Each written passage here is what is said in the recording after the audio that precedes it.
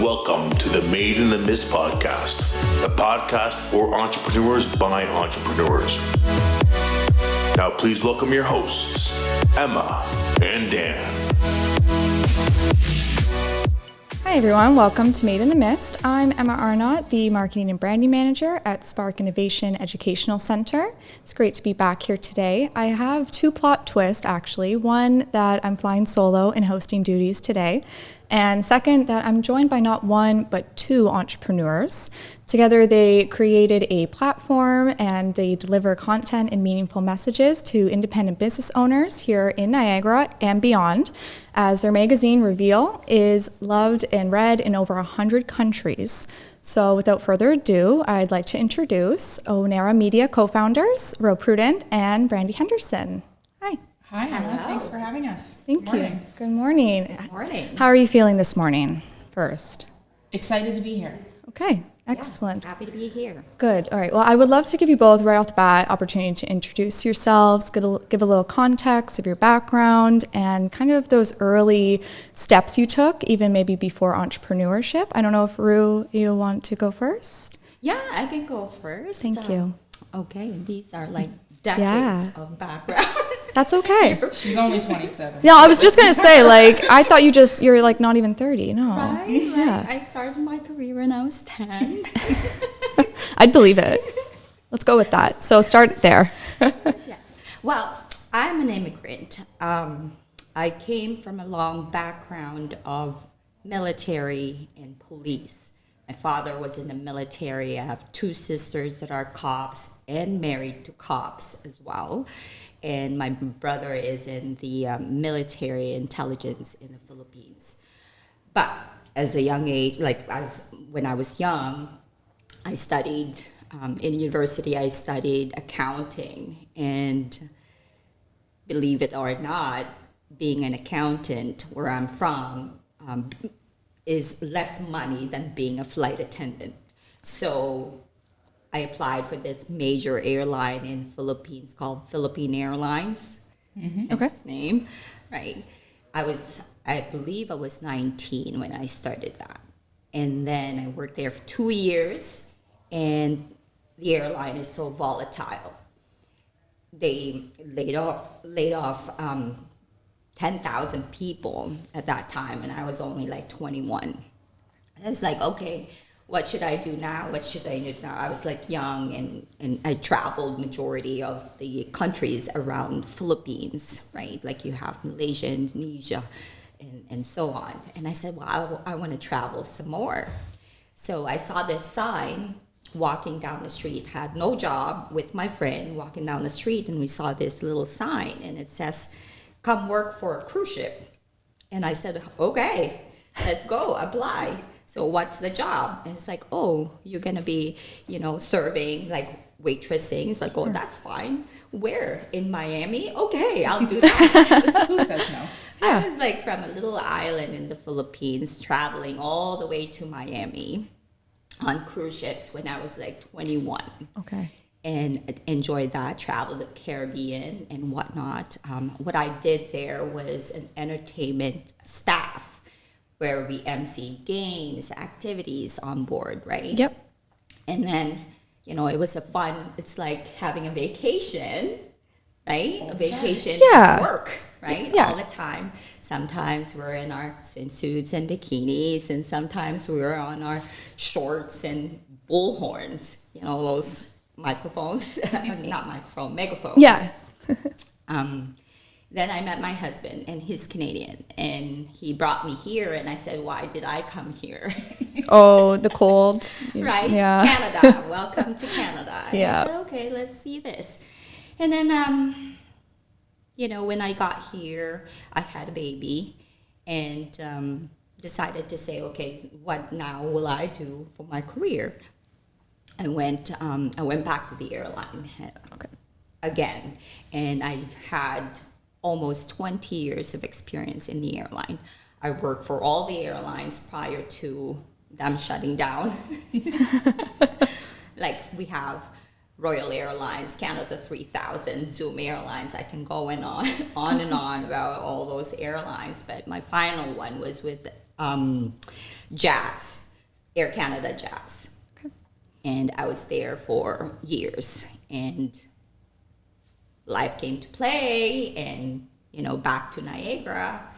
And I met this lovely lady. And we started a company together. Okay, so picking up from there, I want to give Brandy an opportunity to do the same. Right before that moment, before you guys met, what were you doing, Brandy? I was actually on maternity leave from my career in call center management, BPO outsourcing. And prior to that, it's funny that she talks about her background, and we have all these little ties to places that we've been together around the same time throughout the last 20 years, but never met until just like 6.5 years ago. And it's kind of funny that we're sitting here talking about this week because it's our 5th year anniversary in business. We just celebrated that on Congratulations. Tuesday. So it's kind of cool to be talking about this. But I started my career in Niagara as well. I worked for a third-party outsourcing company. I started to work there. I was an agent on the phones, call center on the phones. I started to work there because my girlfriend that I liked to go out on St. Paul Street on the weekends with, I was young, I was 19. I remember. Yeah. She was working there, and I was working at a couple of other retail spots, and thought, we'll do the night shift and then we can go out after. We'll do that in the winter, it'll be fun. I ended up working there for almost 16 years. I built my career there. I got a fantastic business education there. It's hard work, third-party call center industry. I made it as a local site director, regional director. I traveled all over the world for quite a while, opening new call centers all around the world, closing some call centers, saving clients from leaving for performance. It was very performance management driven. My first flight that I had ever taken was actually to the Philippines. They had asked me when I was 23 years old. We have a project, we're about to lose it, can you go and help, put a team together, etc. My first flight was 27 some odd hours to That's a long flight. Yeah, to Manila. But it was fantastic. It was one of the greatest experiences still to date. I love the Philippines. I love the culture. I love the food. There's not really anything I don't love about it. So I love that now in my office, I work with Filipinos every day. It's like, and eat the welcome food. to the Philippines.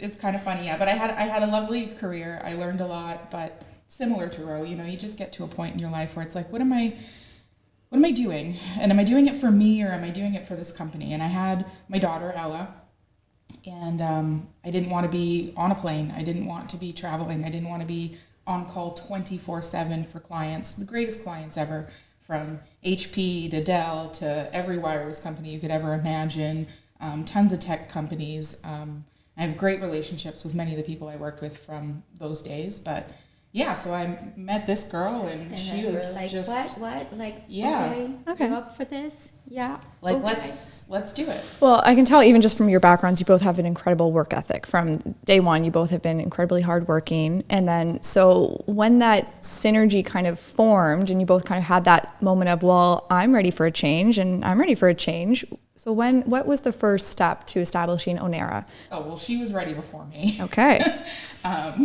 Yeah.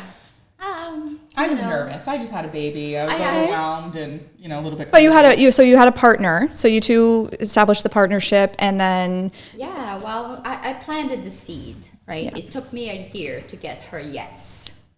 Wow. But Hard to get. Her yes. Yeah, she played the hard game, but it challenged me. And I said, I think she'll be perfect for what we were going to do. She's born and raised in Niagara Falls.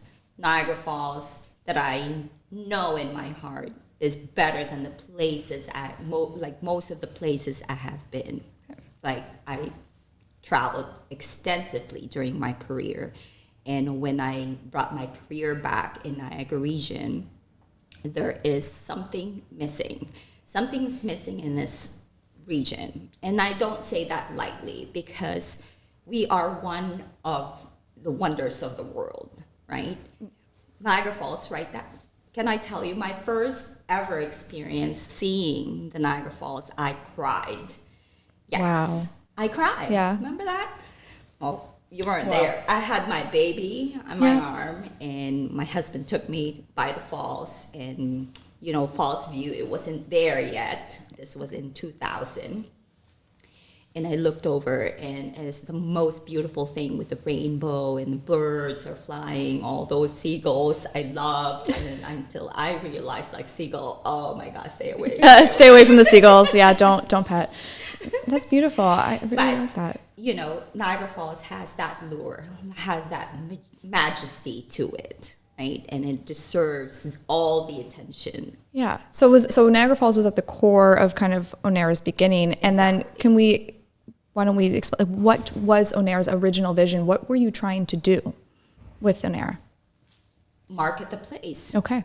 Yeah. Give the most attention. Yes. That it deserves. Okay. So mostly in tourism. Tourism and hospitality was kind of where you're first, like, I want to really boost this place. Yeah, like stage one, right? Yes. So when you're, like, we always knew that we would be doing what we're doing today. You know, the timeline and the growth strategy has changed over the last couple of years, right? But we knew that we wanted to start with the best product that we could possibly produce, which is marketing Niagara as a region. Excellent. There was a gap in the market. We were determined to fulfill it and to do it well. And I think that our readership and our advertising clientele says that we've done that well. Absolutely. Yeah. Yeah.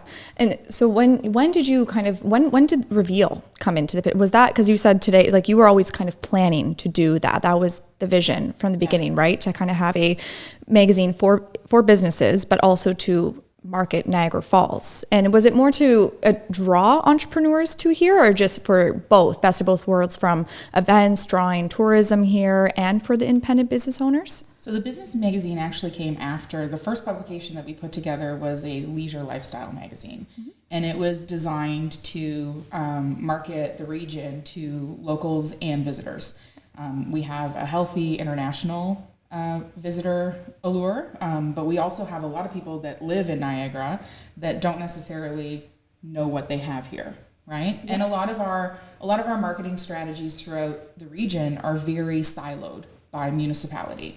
Everybody's looking for their own identity, whether it's, you know, the beauty of Niagara on the Lake and it's you know, streets and downtown. It's, you know, the Port Colborne waterfronts and, you know, the beaches in Waynfleet. Everything is individual, right? So we pull it all together. That was our very first project that we were committed to and started working on right away. Yeah. And how it became successful was the distribution of it. So you will find them in most hotels in the GTA, not just here.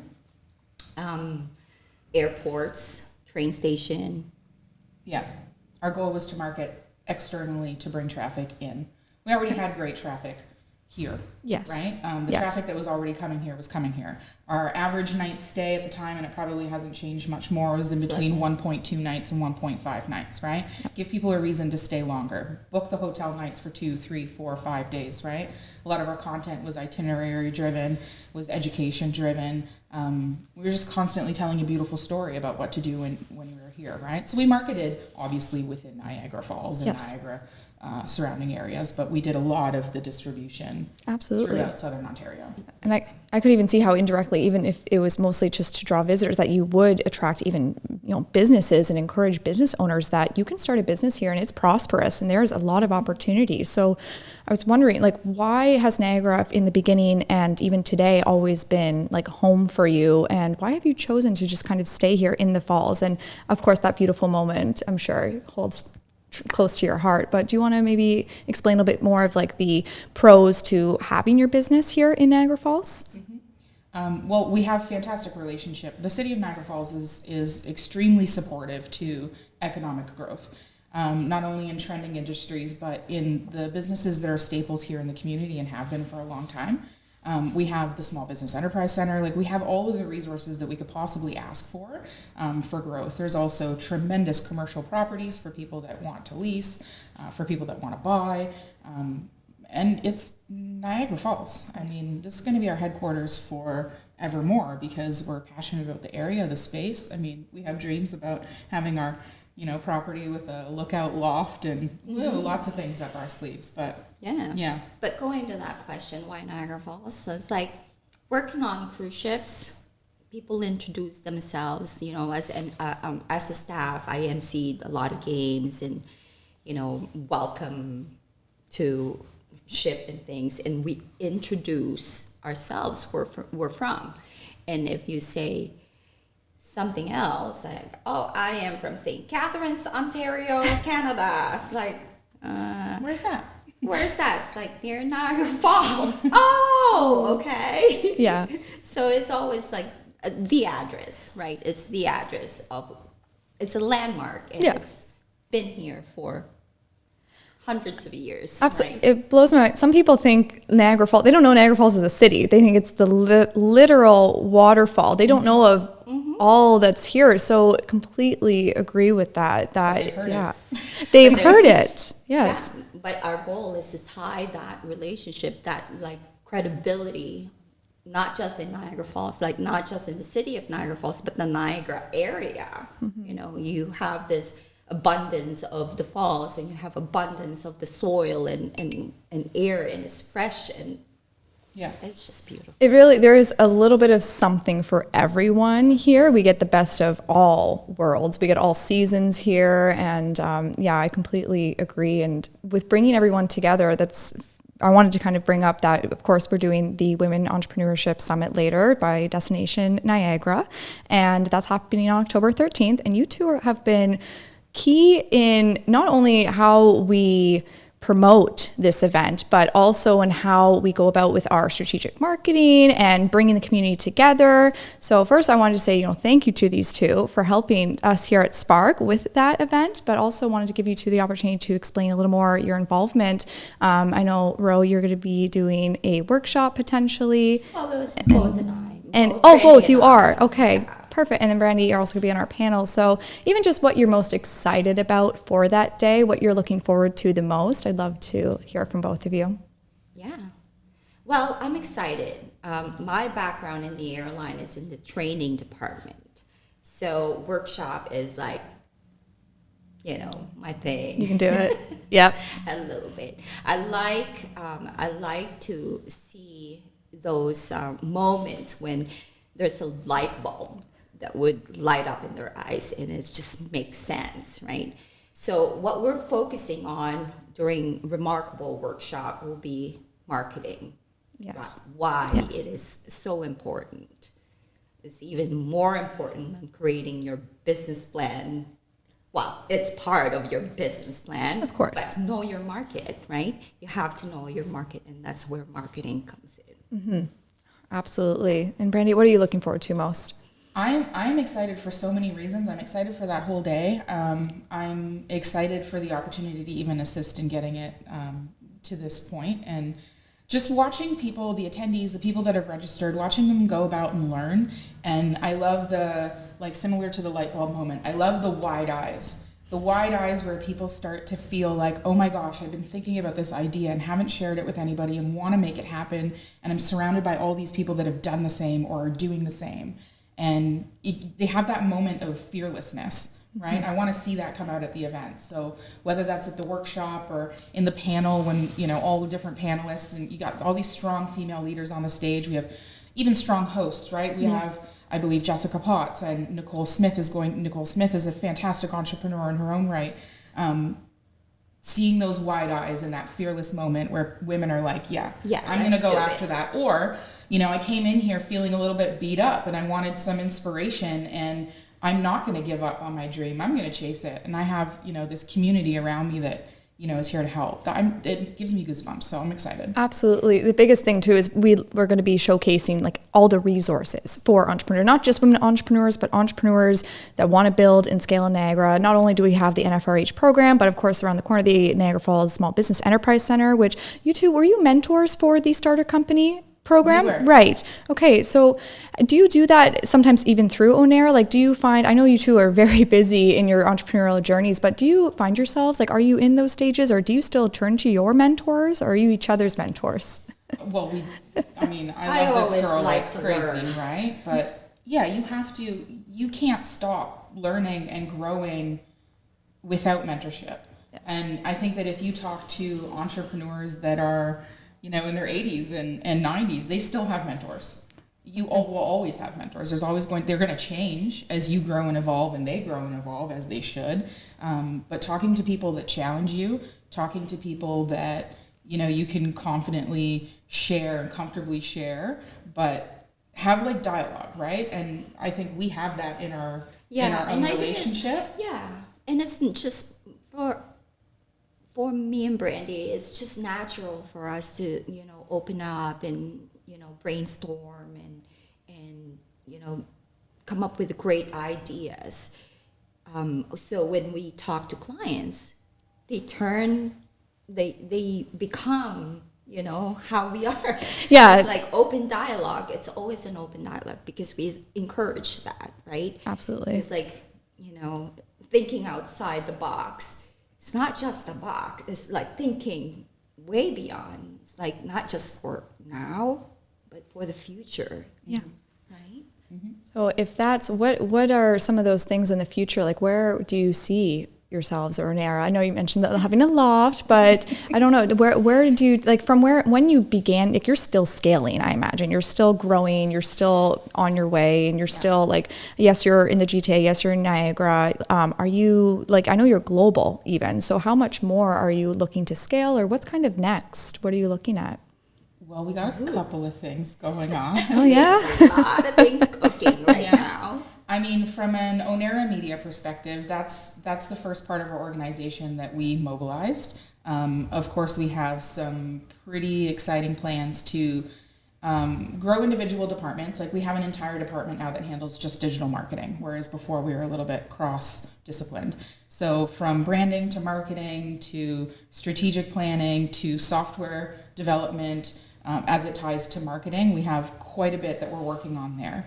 And then we just recently launched the tech corporation, so Ownera Tech, and we also just published our first app under that new brand. Wow. Any app development that we did before, we did under Ownera Media, but we've been able to activate Ownera Tech. Awesome. So we're getting into that software space, creating new and exciting partnerships with different people that we're working with. It's been fun, right? Yeah. And then a little bit longer term than that, we've got. I don't know if we can share, but I'll let you. You can share. It's like Ownera has evolved into an ecosystem. We're not just hyper focused on one. Yes, the roots started in tourism and lifestyle and magazine, and then from there, talking to clients, gauging the needs, it expanded into the products that Brandy has talked about. Mm-hmm. But we're looking into a future, and it's going to be tech. Okay, I like it. Well, tech is something I know Niagara Falls specifically is investing in, innovation, tech, like absolutely. So I feel like that aligns perfectly. Mm-hmm. Now, we've been talking a lot of the positives and the good sides. I would like to maybe, if you guys have anything that's come to your mind of along the way of scaling, growing, establishing yourselves, what was a challenge that, made it difficult, where you did have to put your heads together and you did have to have a lot of open dialogue and a lot of collaboration to move forward and move past something? If you have any challenges that maybe other entrepreneurs could relate to? Definitely. Like every day is maybe one or two things. I would probably say for me personally, my perspective was probably the biggest challenge. I think that if I can speak candidly about making that transition from, traditional work into entrepreneurial, yes, like that journey. Yes. There's a lot of uncertainty in your, I don't want to say confidence level, but you're doing something so intimate. Usually you go after something you're super passionate about, right?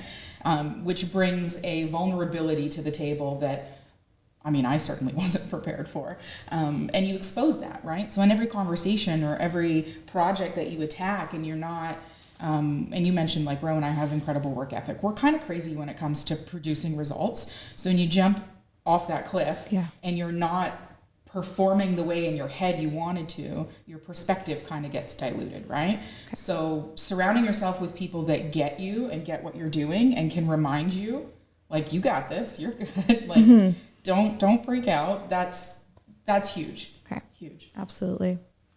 Yeah, well, challenges like time management, you know. Your mind can think a million miles a second, but your body can just only do certain things, right? Yeah.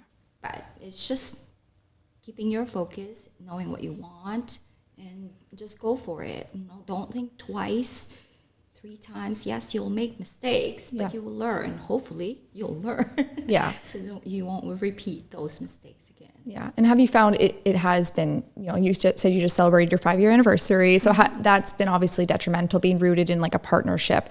You would recommend that to maybe other fellow women entrepreneurs who find synergies in people? Is there any advice that you would give to any entrepreneurs who are looking to establish a partnership? Like, how did you two go about on the business side, establish your partnership, and what did that look like?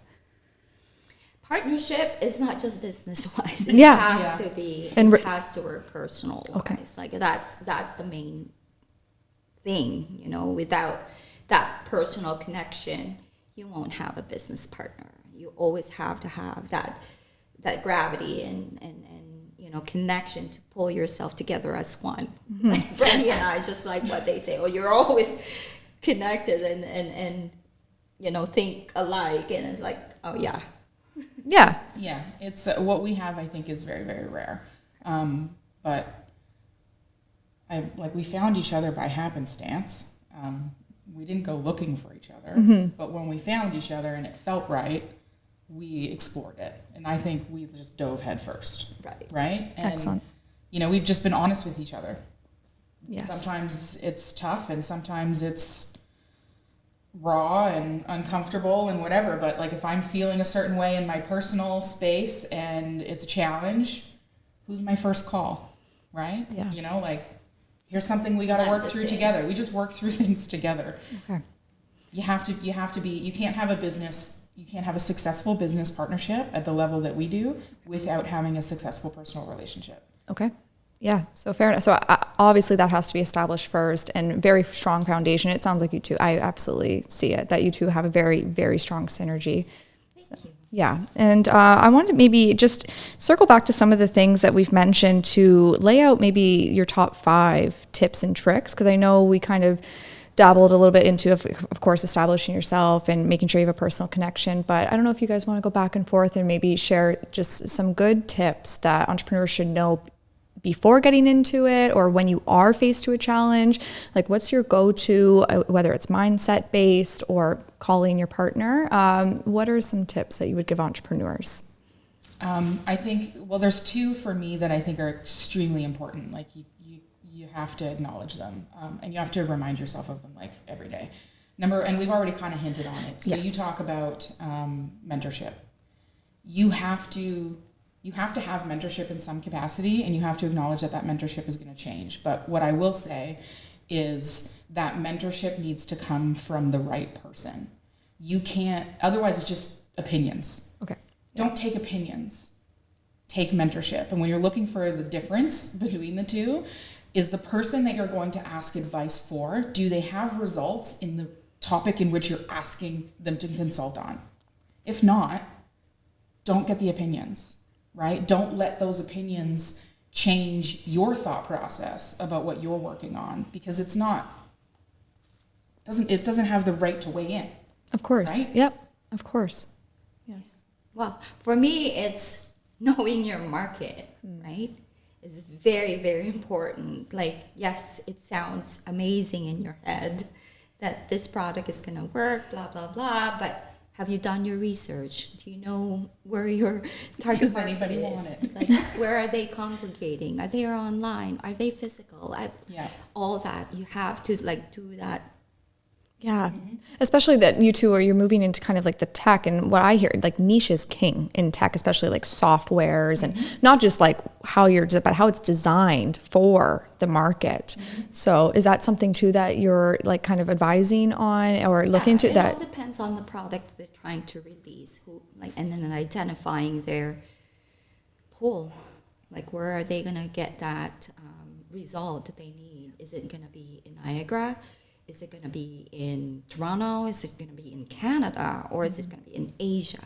Define in a minuscule way. Like you have to define before you give up your life. Because being an entrepreneur is not, it's not just saying, oh yeah, I am an entrepreneur. You're giving up big portion of your lifestyle. Your lifestyle, your life, your family life, everything. Yeah, right? it's a lot. It can be a lot. And I think that's why you two also are so good together, because I can tell that you have each other to lean on, and that's really good. Who else, like when you talk about a support system besides your family, and maybe this helped you establish your way through, like was there anything strategically that you two did to have that extra support system to, you know, push the magazine, get it into, like, it's in Pearson Airport and all across GTA. Like, what were those steps that you took to maintain? Is it just relationship based? Is it just being your authentic self? What was the key, would you say? Sometimes you have to make really, really tough decisions that you don't want to make. For me, it was going back to people in your surroundings, right? Everybody knows that your environment is pretty much who you are. What you surround yourself becomes, you become your environment. You're a product of your environment. People, you need to surround yourself with the right people. And sometimes you might have to spend less time with certain family members. Sometimes you have to distance yourself from people that you've been friends with for 20 years because, you know, they're not as supportive as they could be, or they have different thoughts on what you're doing. You have to look at every day that you have and how you can maximize that day, right? Are you doing the right things? Are you surrounded by the right people? Is your mindset being protected, right? And, you know, sometimes things look a little bit differently when you play them out, and you have to be okay with that. Okay, no, very wise, very wise. I do like everything that you're saying. I wanted to give you a chance if there's any like last knowledge or tips that you want to share with entrepreneurs. And as well, I want to give you an opportunity to share how our listeners can find you and find your platforms, get in touch with you perhaps if they're looking for some marketing in tech or any other sectors that you two specialize in. Please feel free to share. Yeah, well, to me, like having a business is to care for people in their business. You know, you have to care about your clients and care about the product that you're producing works for your client. Very, very, very important, right? Like without that, like you cannot get any repeat clients, you know? It'll be difficult. But if you show that you authentically or really sincerely care about what they're trying to achieve, and then go through the process with them along with you in marketing, it's perfect. Okay, so authenticity first, money second kind of mindset of like just always relationships are more important kind of mindset, right? Exactly. Yeah. It's like, you know, it has to work. It has to work like that because like one thing is to create a business, but the product doesn't care if you had rashes, like if you have like body cream or whatnot, and then you distribute it, and it like someone's telling you it's itchy, and you just ignore it and whatnot. It's like, no, you have to care about your products and care about the people that's going to consume those products. Amazing. Mm-hmm. So where to find us if you want to get in touch, all over the internet. Yep. We are on social media channels. You can find us by following our magazine at revealmags.com. We're on all primary social media channels. You can also find us at Ownera Media is our handle, just at Ownera Media or at revealmags. OwneraMedia.com, revealmagazines.com. And our office is here on Portage Road, across the street from Sobeys. But you can also find us by coming here to Spark Innovation because we used to have our office here. You still get some of our mail, and everybody here knows how to find us. So. Absolutely. And of course, October 13th, you can come check out Brandy and Rowe at Remarkable, the Destination Niagara Women's Summit, happening here October 13th. So I want to say thank you, everyone, for listening today. Thank you so much, Brandy and Rowe. Thank you so much. No, thank you for being here. It's amazing. And look forward to, you know, future with this summit, and I'm very excited. Seriously, everyone, come check it out. It's going to be amazing. So signing off, and thank you so much.